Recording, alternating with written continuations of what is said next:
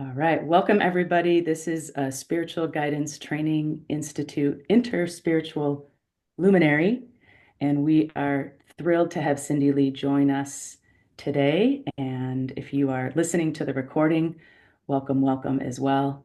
Thank you, Cindy, for joining us. I wanted to start by reading a bio and get into a question, and we'll see what emerges in this conversation. Cindy Lee is a spiritual director and professor. Her spirituality honors the traditions of her family, which includes the Christian tradition in a Taiwanese immigrant church, as well as Taiwanese ancestral Daoist and Buddhist traditions. She teaches in the areas of spirituality, mysticism, and particularly a BIPOC centered spirituality. She's the director of Liberated Together Spiritual Direction School for Women of Color. She completed a PhD in the area of spirituality from Claremont School of Theology and is the author of Our Unforming, De-Westernizing Spiritual Formation and Contemplative Witnessing, BIPOC Centered Spiritual Direction. And that book is forthcoming in April. Thank you again, Cindy, for being with us, Dr. Lee. We have a first question that we'd like to ask. This is a question about what it means to be a spiritual companion for our communities in this moment in history. You've said that you believe that spiritual care practitioners have an essential communal role to play to be a healing presence in our times. Could you talk a bit about that? Yes, thank you, Jeanette, John, and Christina for having me in your community just for this, for you all, I think a lunchtime conversation, which is really fun. And it's great to just have a conversation with you all. Yeah, something shifted in the last few months where every time there's an opportunity to gather with a group of spiritual companions and those in spiritual care like you all, I feel like it's an opportunity for all of us to really think about what is our role in the collective for our moment of history. And because I think it will take a collective effort and it will also take imagination and creativity. And so we need more and more gatherings like this, conversations like this, so that we are caring for our communities in our times. I think those trained as spiritual companions or those in spiritual care work of all sorts, right, that we need to start seeing our practice as more than sort of one-on-one conversations, but really to ask ourselves how we can be companions to our communities now and I think moving forward for years and decades to come. I think one thing that we're seeing is that we live in a modern culture that has not taught or valued self-awareness or just the inner gaze at our lives. And I think it's because of that that we are experiencing the failures of leadership in our times. And this is leadership in the political realm, but even in religious congregations. We see people that are trained in all sorts of skills, but never taught that inner awareness. And so we have leaders that know how to function outwardly without ever being required to really take a good look at themselves. And what spiritual care invites us to, what spiritual companioning invites us to, right, is to like take a good look at ourselves, to look deeply within and to learn to love that person we see within. But that experience to start with can be really scary and very vulnerable. And that's why people avoid that inward gaze. And so that's why we need companions that are willing to go with us and go gently with us and maybe love the person they see before we love the person we see. I also think our role is really important in our times because we need to not be reactive but be responsive. And what helps us do that is the values, the contemplative values that we have of slowing down, sitting with things, and not being ruled by urgency, so that we can thoughtfully and strategically be responsive to what's needed in our communities, especially in times of crises. And I think moving forward, we already have, and moving forward, we're going to see multiple kinds of crises of all sorts. And we need people that aren't just reacting, but can really be strategic, and be responsive. And that requires counterintuitively being able to slow down, and sit with things. And, every person I talked to in the last few months, everyone has a lot of personal things going on, a lot of personal disturbances going on, but then also influenced by everything that's going on nationally and globally. And we can't be numb to everything that's going on. We have to be attentive. But we also don't want to be crushed and exhausted by everything that's going on. And so I think it takes inner cultivation and inner work, to really be a healing presence for our times, and to ask ourselves what that means for each of us, individually. How can I be a healing presence, for my community? And this is heart work that we're talking about. Like, in order to address systemic work and activist work, what we actually need to do first is the heart work in order to be caretakers. And that's what, it's the hard work that sustains, our activism work, and that we invite those around us, to that work. And I think most importantly right now is that we need to be working collectively. We need complex solutions for complex issues, which means it will take, right, a collective of people to address, all the multiple crises that are happening around us. But one thing that I keep reminding myself of is that our ancestors have been here before, right? Like, our ancestors have experienced cruelty and oppression and genocides and authoritarian regimes, all sorts of things. And perhaps it's, in a cyclic, in Chinese history, we believe in a cyclical pattern of history. And so perhaps every generation gets to decide how we will respond to our moment in history.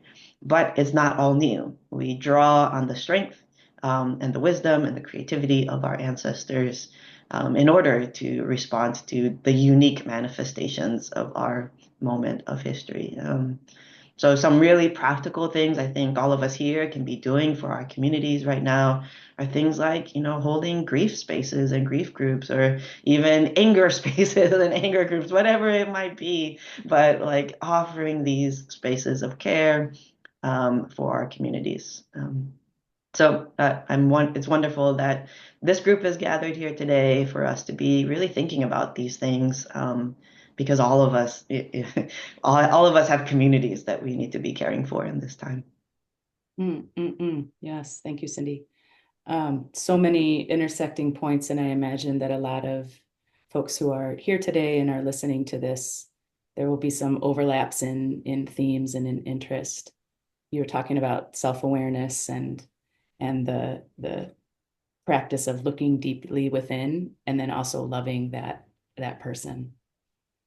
I wonder if I could just ask a follow-up about you, a mentor or a spiritual director for you who has helped to facilitate that kind of self-awareness you're talking about, that responsivity that you're talking about, and the attentiveness. Yeah, I mean, someone that has a historical figure that has influenced me that I continue to look to is Howard Thurman. And I just continue to engage with his work, because he was someone, lived through segregation, and then sort of the civil rights movement, but someone who knew, like, it takes inner work and cultivation to really be responsive to the turbulent times that he was in. And like, his writing has been so rich to dig into, of that connection between, the inner work and society and how we navigate society. And so that is someone that I just kind of have a daily Thurman reader. And so there's multiple writings and, audio recordings that we can access by him. And so I just kind of have a daily reading with his work. Thank you so much. Actually, somebody who's on the call today recently sent me a video that's found on YouTube with Howard Thurman. And Yeah. he's somebody who we also, within the Spiritual Guidance Training Institute, have learned from and continue to learn from. Yeah, thank you.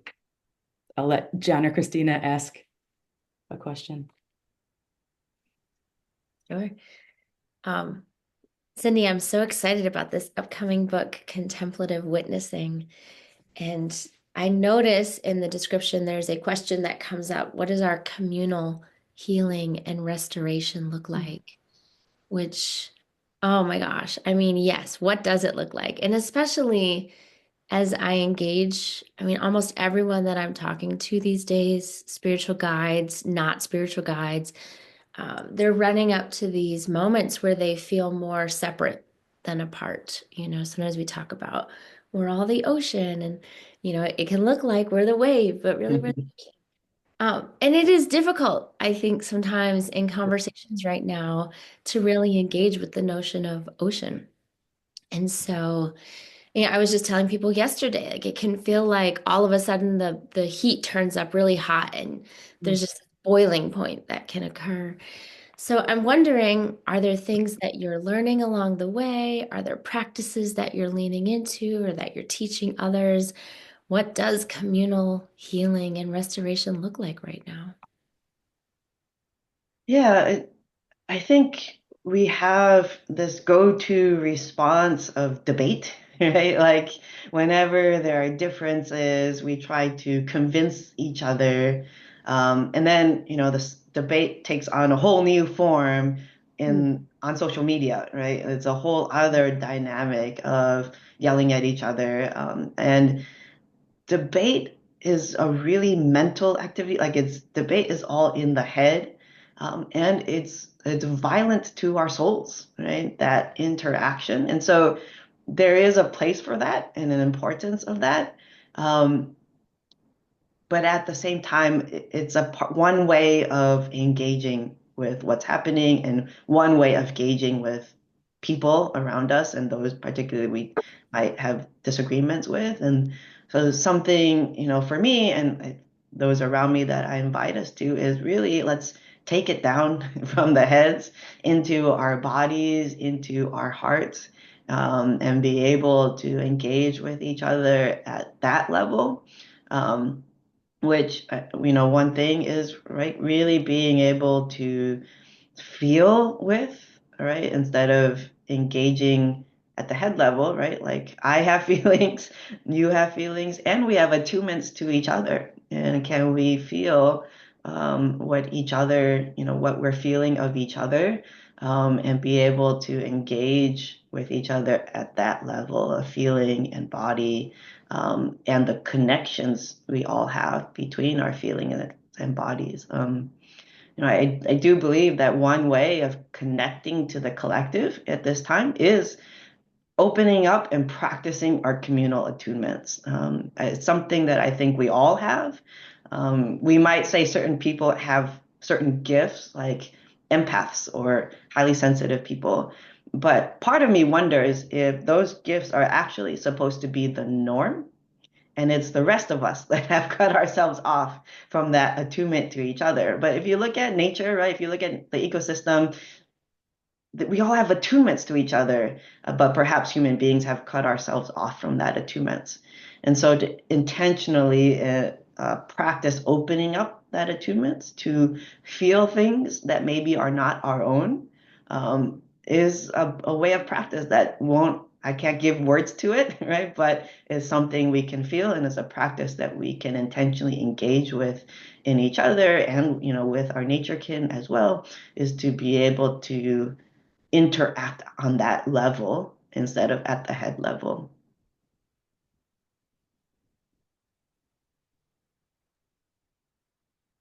Lovely. Thank you. I'm going to see if I can frame this as a feeling question, both Mhm. from your experience, um, and definitely anybody else rein me in because I can go a little off off field, particularly in terms of Taoism specifically. I just But took a sip of tea, so I'm in it. I'm in it. okay, Okay, I have my tea ready too. good, good, good. I have my seat belt, so I'm buckled in.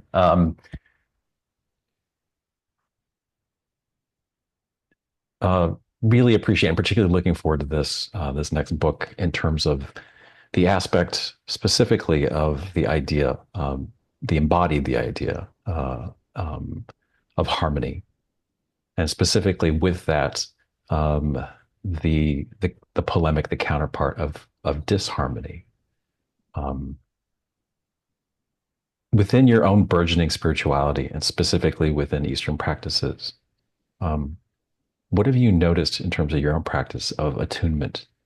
Things that help get to the uh, they call it the Daoshu, your pivot that is centered, both somatically but also spiritually in terms of the sense of being in the world for your own experience in that way. Does that make sense? Maybe try asking one more time. Okay, okay. Um,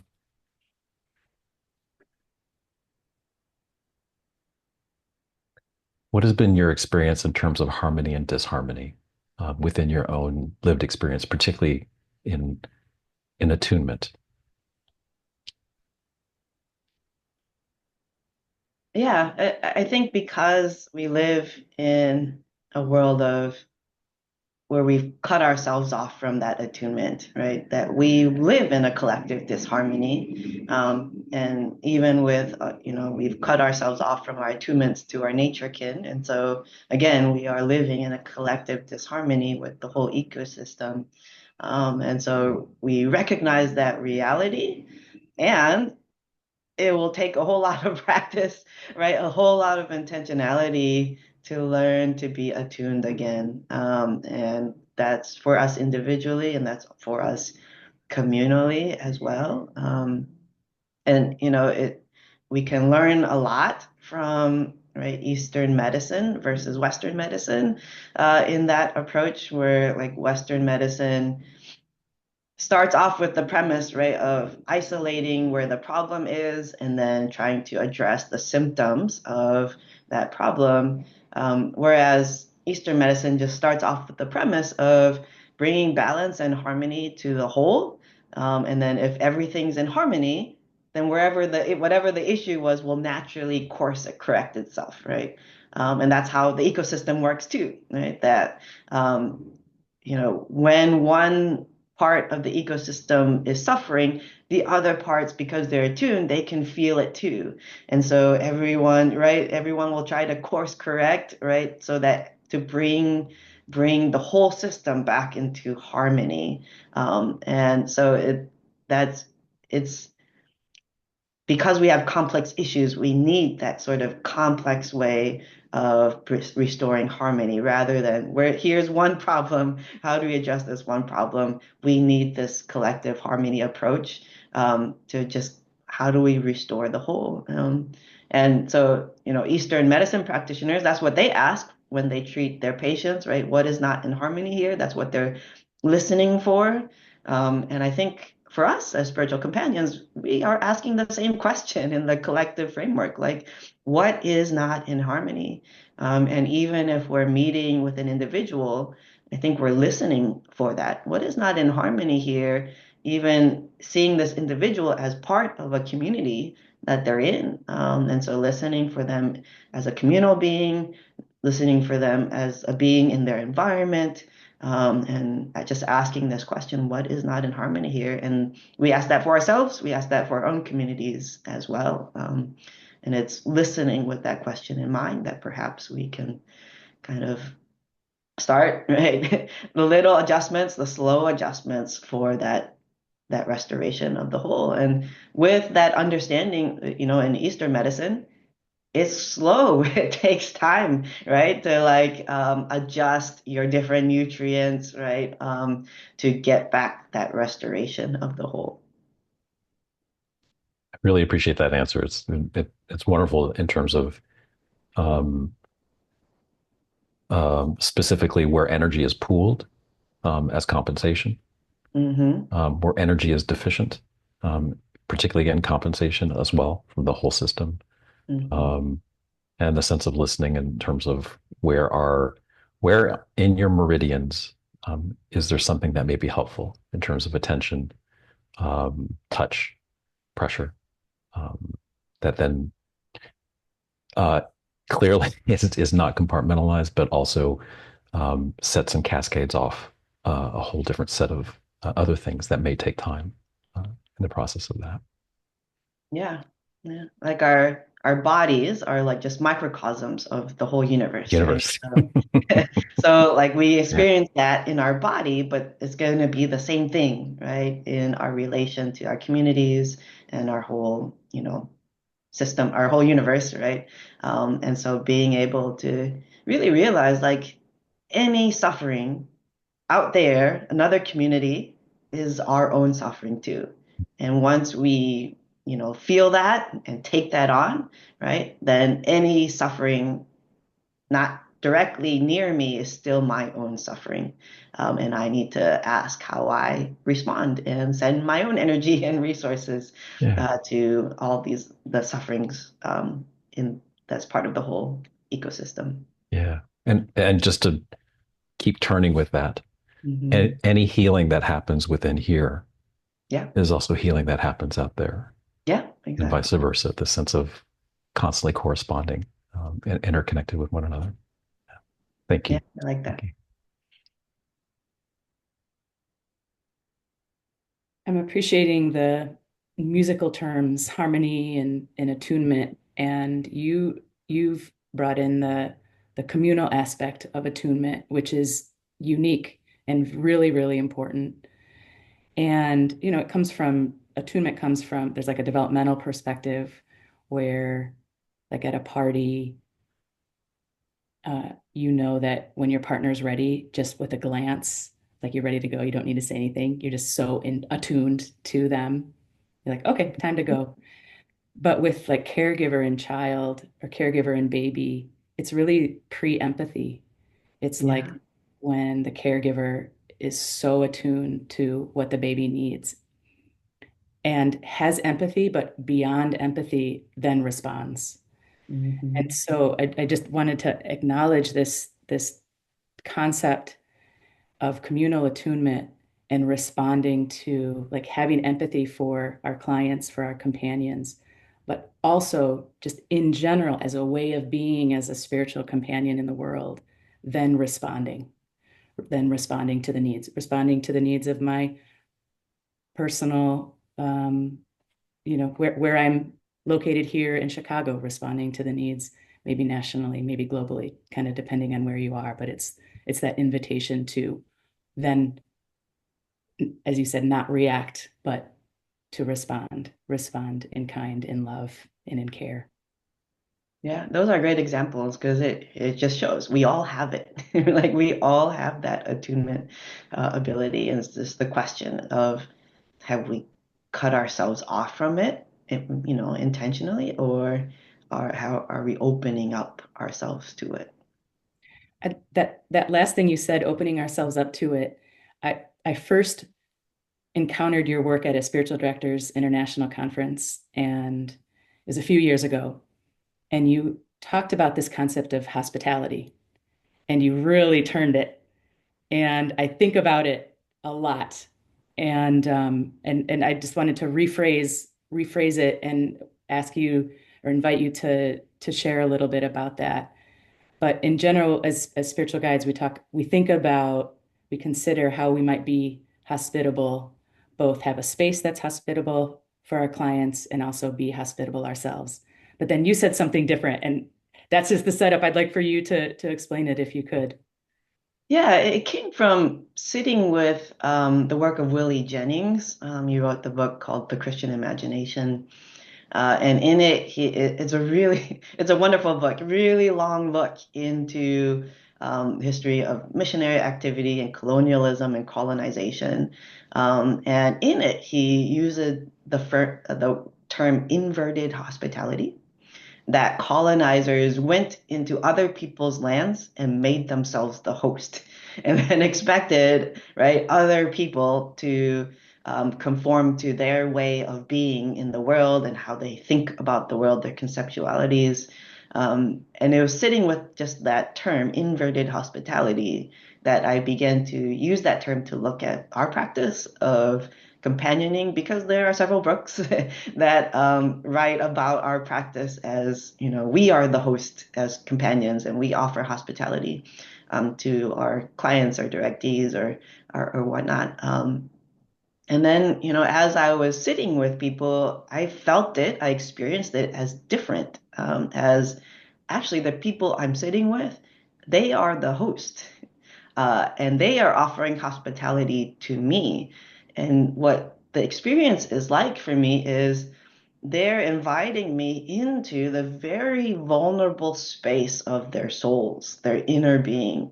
And as we converse, it's like I'm walking into their house, and then they're slowly like giving me a tour and introducing me to the different rooms of their house. And as I get to see these different rooms, I get to meet, right, the different aspects of themselves. And so that made me ask, oh, are we actually practicing an inverted hospitality in our spiritual companion if I make myself the host instead of seeing the people I meet with as actually they're the host? And when I think of them as the host and offering hospitality to me by like inviting me into their souls, I just become very grateful. I'm filled with so much gratitude that I get to meet their most sacred self that perhaps, other people don't get to meet, and they don't introduce it to many other people or themselves to other people, but I get to meet that person. And then it just feels so sacred and holy, right? To meet that person and that they offered that kind of hospitality to me. So that's how I experienced it. And also it's how it just shifted, how I experienced that space of companioning. Thank you.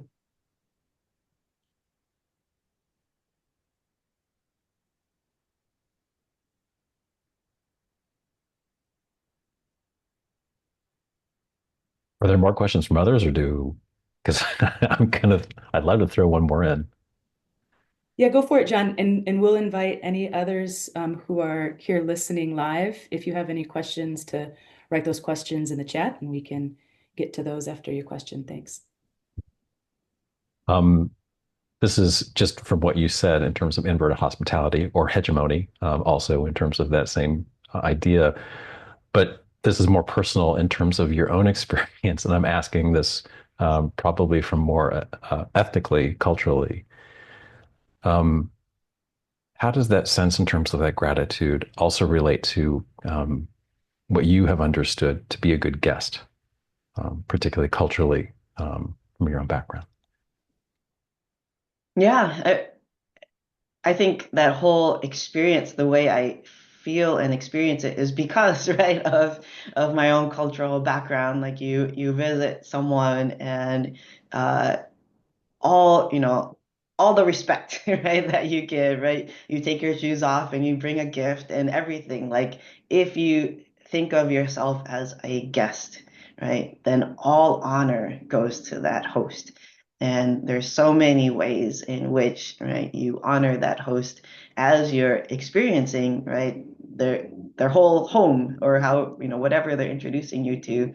And yeah, it makes me, right, just treat that space and that time that we shared together with, right, as very sacred. And how do I honor this person that I meet? And yeah, how do I, give them the most respect, even if they don't treat themselves that way.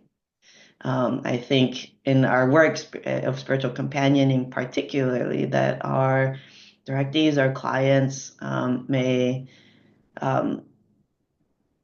put themselves down, right? Or they have voices, right, that they're engaging with that they don't see themselves as sacred and holy. And but if I, hold that intention for them, like who you are right now, that the person you're introducing me to is, fully beloved as you are right now, that there's nothing to be better about, there's nothing to improve. If I hold that intention for with them and honor fully themselves, right? That changes, right? How I enter into that space, the questions I ask, the sort of space that we share together. So yeah, full honor and respect. Thank you. Sorry, I'm also laughing because I'm like, we take our shoes off. And when you said all these family things are coming through back of like, what kind of gift are we going to bring? Um, and as much it is in terms of honor, it can be also for us in terms of saving face and whatnot. But it sounds like there's even something that transcends more than that. I mean, there's also that idea of communal attunement, right? Like in Korean, there's a term for it, the nunchi, that other Asian languages may not have a term for it, but it's like you inherently have a sense of the expectations, the social expectations of, who do you honor, how do you honor, in this space, how you're supposed to appropriately respond. Like it's a communal attunement to the people around you, that Asians are sort of raised to be able to sense without being taught it directly, but somehow we pick it up. Yeah. It's our superpower, one of our Yeah. superpowers, or our super curse, one of the two. Mhm. Yeah.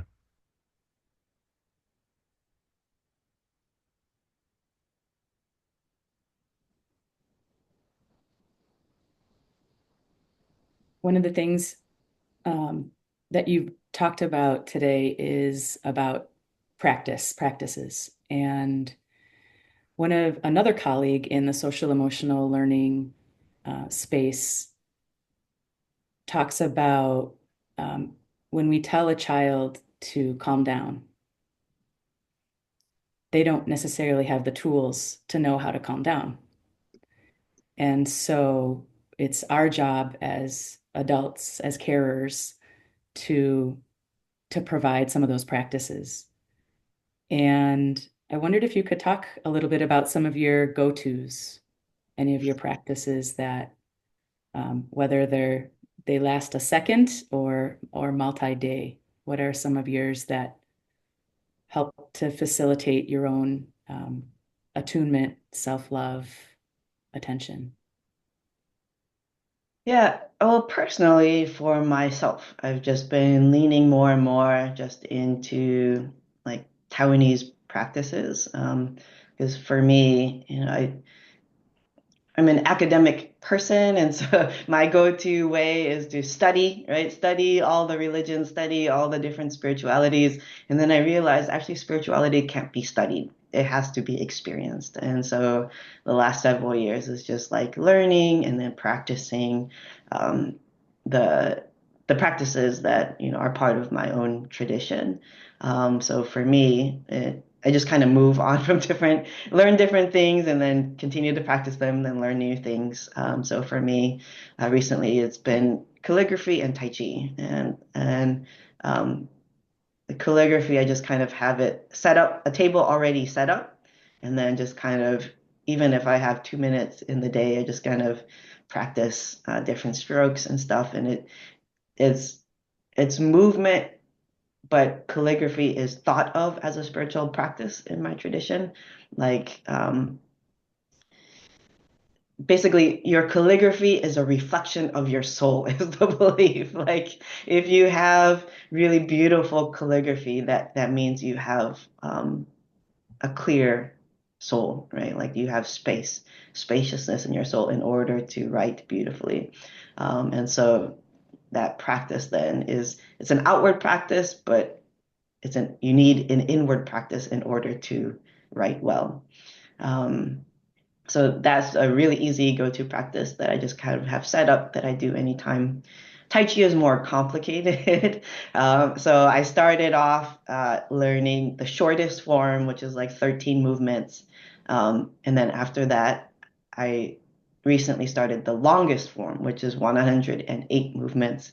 And it's going to take me probably months and months to learn because one, the movements are really slow, but also the teaching of it is really slow. And so even in my very first lesson, we spent the first hour just learning how to stand. And I did not realize that I did not know how to stand. But it's the external is just one thing, but you need to be able to learn to sense the harmony and the balance internally to be able to stand externally. And so it took an hour of practice, right, to really sense what was happening internally.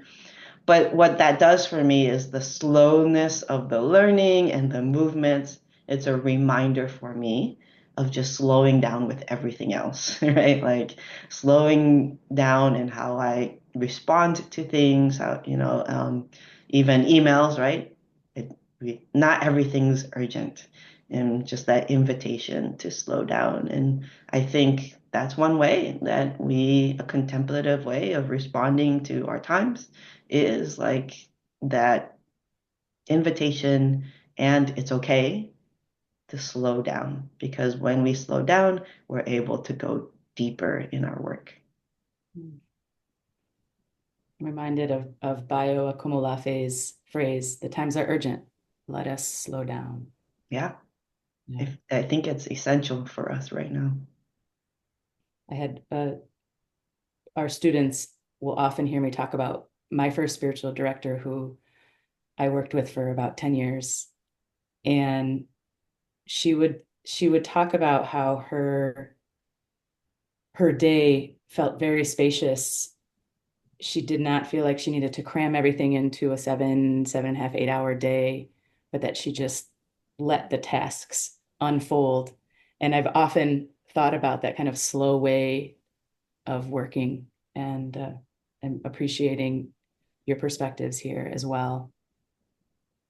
There are a couple of questions in chat that I'd like to ask you here.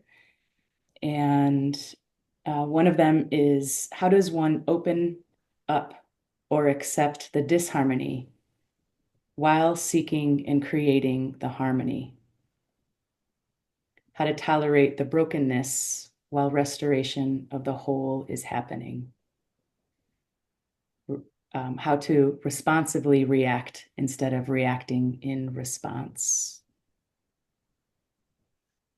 Yeah, I think this goes back to a particularly Daoist, right, way of being, which is Wu Wei, right, the non-action.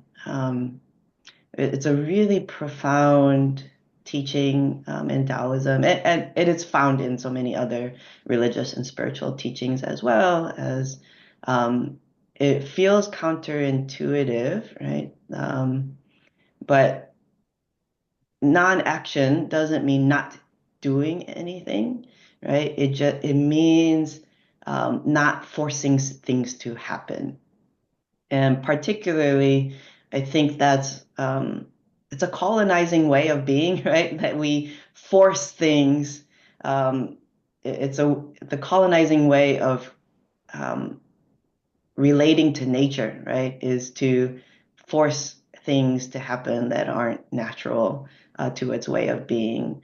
And so then the alternative to that is to, in our relationship with nature, right, to receive things as they are. And nature can be wild, right? Like nature can be really scary. And so, like, if you think about the desert tradition, and we often equate that with silence and stillness, but those that live in the desert do not experience the desert as silence and stillness, right? The desert is, right, wild and can be scary and really dangerous. And so it's learning to learn the patterns of that, right? And then how do I live within the rhythms and the patterns of that wildness, of that danger?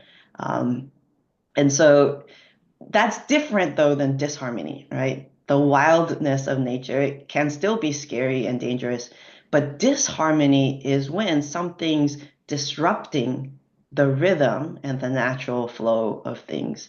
In which case, I would say we don't accept disharmony, right? We figure out, well, what then? How do we restore the harmony to something that has gone off, that has thrown off the balance of that harmony? So those are two different things. But when there is disharmony, then it's not an acceptance. It's asking for us to ask that collective question. Okay, what do we need to do to restore harmony and, share our resources to bring that back into balance?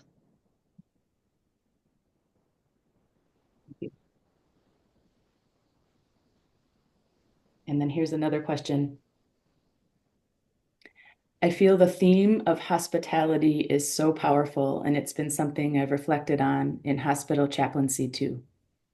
As a white-bodied, US-born conditioned person, if I think of myself as the host, I feel it reinforces savior conditioning and centers my ego. When I see my directee or client as host, it shifts things profoundly for me, and I experience awe and deeper humility. Thank you. Yeah, thank you for that comment, Susan. Yeah, I think, if we think of ourselves the savior of every person that we meet with, we will be in trouble. We will get ourselves in trouble, but also we will do harm to those that we meet with. And so I think one thing is we do need to take a collective approach to our work and care, and that it's not, I will not be the savior of anyone. But if we work collectively, if we, have a community that is able to resource each other and help each other, that's how, right? That's how we will care for each other rather than individual saviors. So thank you for that.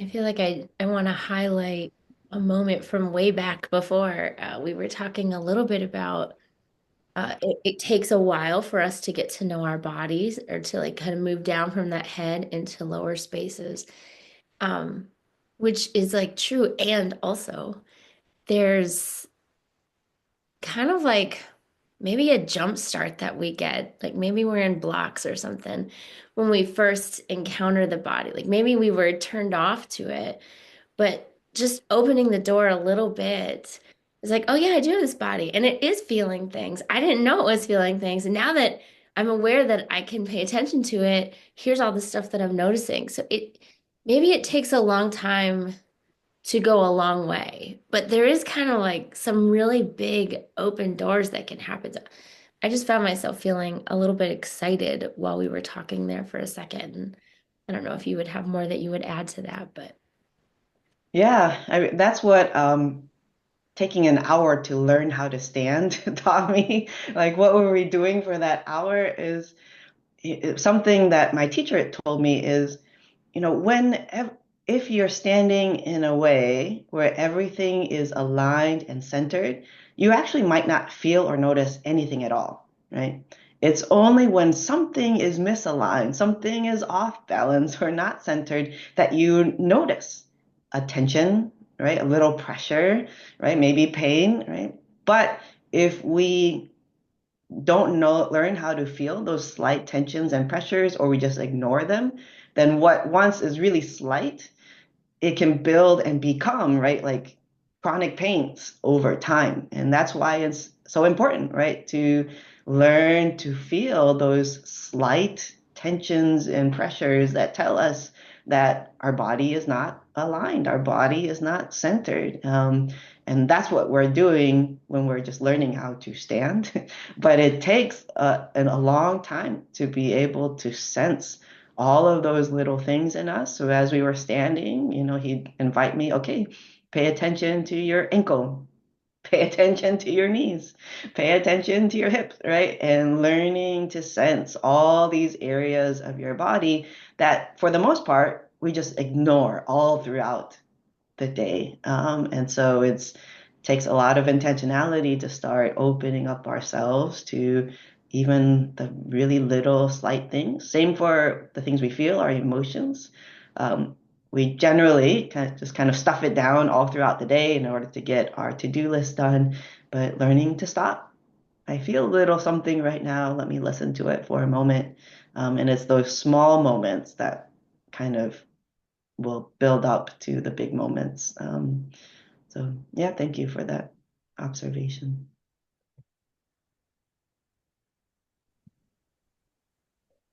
That is so great. Thank you for that. It also reminded me, so I do some singing bowls, and another person here does singing bowls as well. And you could probably hear I'm a little congested. And so I really enjoyed kind of that disharmony feeling this morning. Like it just feels like it presses on things that need to be pressed on a little bit. And so there's like the non-negotiables aspect of disharmony. There's also like diversity and meaning and difference and celebrating and um resolve, right? There's all these different things that happen. So disharmony has maybe some like difficulties and sufferings. And also there's something there that can be meaningful, which is just interesting to note as well. And again, maybe you have thoughts there. I don't know. Yeah, yeah. I think the posture of Wu Wei, right, is to take things as they come and and be present and attentive to them, and then something else will come next. And our bodies are the same way. Like, we have a cold, it's not comfortable or fun, but we also have a body that will start to kick in and restore harmony, right? And an immune system that will start to kick in and take care of us. And we allow our bodies to do that for us, while we also sort of send our own intentional resources to it by sleep or whatever we need to kind of boost that. So it's what we experience in our bodies, right? Just a microcosm of life and how community works too. We are getting close to our time here, and there's one more question in chat that I'd like to ask you, Cindy. I'm now wondering if the friend's voice in the Song of Songs is guidance for us considering your idea of inverse hospitality. In a sense, the friends are witness to the dance and interaction of the beloveds. Any thoughts or experiences with this? I don't think I have anything to add to that, but that is a very interesting notion. So thank you for bringing that into our space, Mary. Is there anything else that you would like to bring to, as a final word for now, to this group? These are spiritual directors, emerging spiritual directors, allies of spiritual directors who are here and listening to this, wondering if there's anything else that you'd like to add or close us out with. Yeah, I think there's a very important invitation, a difficult invitation, but important invitation that I throw out to white spiritual directors in our time. That we are experiencing so much hostility, um, uh, and it with different things, but particularly around race as well, and traditionally, we have put people of color in that role of solving our issues around race in this nation. And we use things like DEI to try to put people of color in that role of trying to fix racial biases and everything else in an organization or in a community or in the nation. But I'm wondering if it's actually not people of color that responsibility falls on. I wonder if it's white folks that talk to other white folks, and it's that the responsibility is on white folks that are spiritual companions that are specifically trained in that. Because I think what we're seeing right now is those that outwardly might have biases or rage or whatever it is, those are just reflections of inward, right? Inward work they need to engage in, inward fears and anxieties that they have. And who would they be most comfortable sharing those fears and anxieties that they have with, right? It's not going to be people of color, but perhaps they would share it with white spiritual companions, right? The fears and anxieties and maybe scarcity that they feel. And so perhaps if there are any white spiritual directors listening to this, that you would take up that call and that work, right, to facilitate those spaces for those in our nation that need to share the fears and anxieties that they have that manifests itself in rage and anger and hostilities. Thank you for the invitation and call. And as a white-bodied person, my hope and my wish and my prayer is to respond. Cindy, thank you for your hospitality and sharing a bit of your story, of your work, of your wisdom. It has been such a treat and an honor to be in this space with you. Yeah, it's great to be in conversation with you all. Thank you for having me here. Take care. Thanks, everybody.